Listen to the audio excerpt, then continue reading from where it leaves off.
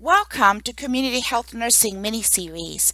This mini-series have been designed to introduce to you fundamental community public health nursing concepts.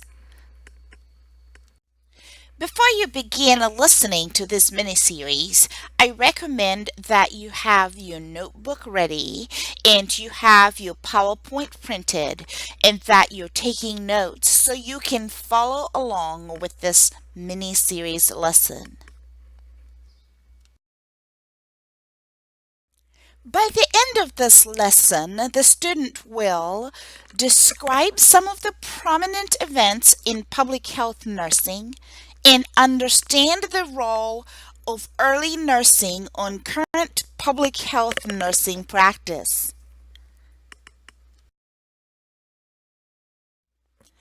In highlighting the historical significance of nursing on public health, we look at Florence Nightingale. During the Crimean War, she investigated and rectified medical supply shortages. She repaired and sanitized hospital facilities, and she kept statistics, which all of these functions are part of what public health is about today. Remember, these are just some of the key examples. There is more.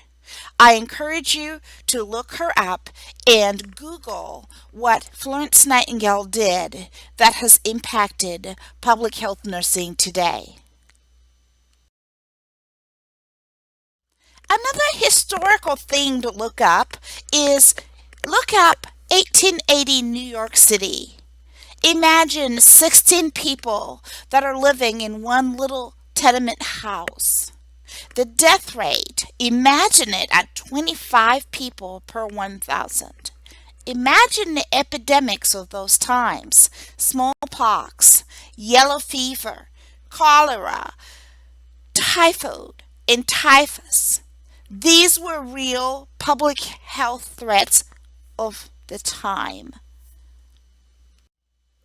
On your PowerPoint note pages, I have included facts about each of these diseases. It's important that a nurse understands the impact of smallpox and what it is and how it's spread. Yellow fever, typhoid and typhus and cholera. And I would like for you to look at those facts that I've included in your notes, review them, and make sure that you know them well.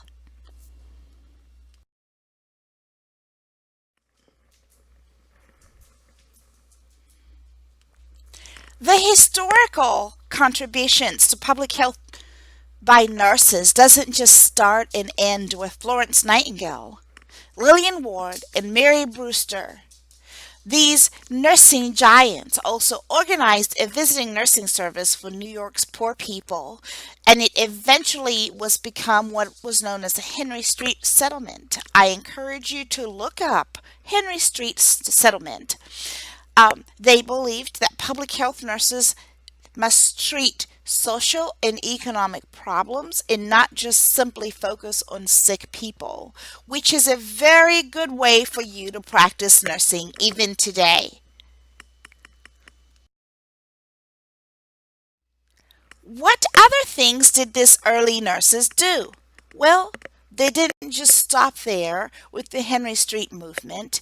They actively advocated for better tenement living conditions. You ask yourself, what does housing have to do with taking care of sick people? I'm a nurse. Yes, it does. They advocated for city parks. Think about how city parks in your city affect your patients. They advocated for recreation centers, for pure food regulations. Think about these things and how they're impacting the health of your patients today. And in their time, they advocated for special classes for mentally handicapped children. They initiated child labor laws and founded the Children's Bureau of the U.S. Department of Labor. They also helped with the development of school nurse programs in New York City schools. As we go through these, think about things that they did as nurses and how you, as a nurse, could impact public health services. Another contributor to how public health is practiced today is Margaret Higgins Sanger, who advocated for birth control for poor people. She also is known as the founder of the American Birth Control League, the precursor to Planned Parenthood Federation of America.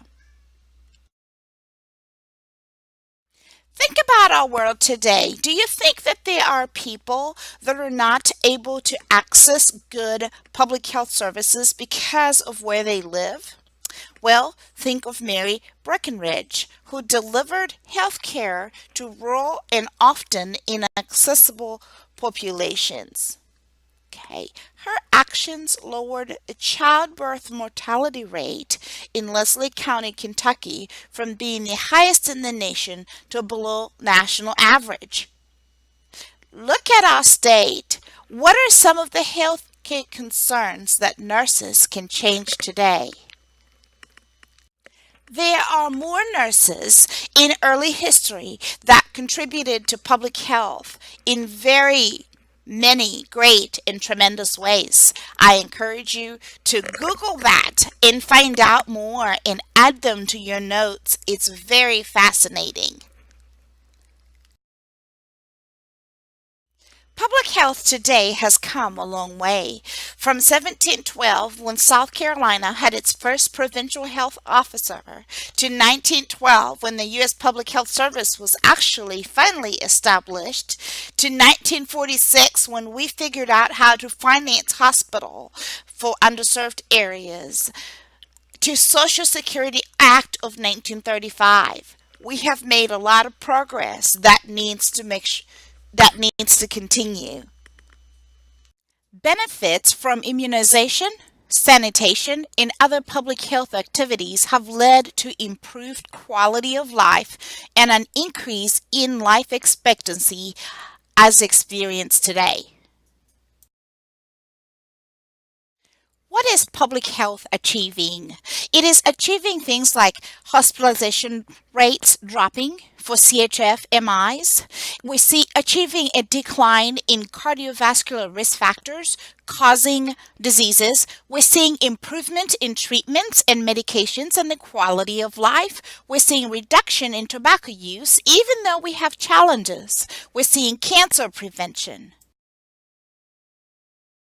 Other great things include decline in neurotube defects, obesity rates leveling off, MVA fatalities declining, even though texting and driving is an issue. Violence from gun deaths is on the rise, but this is something we can have hope with public health efforts. And substance abuse and addiction, especially heroin use, increasing, but we need to go ahead and work harder to decrease those with public health efforts.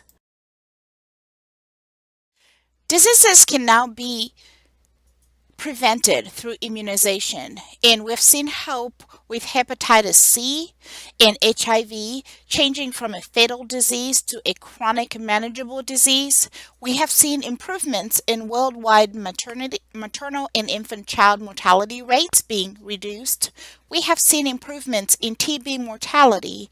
We have seen polio improvements, and we've seen a lot more people coming on board to join public health efforts.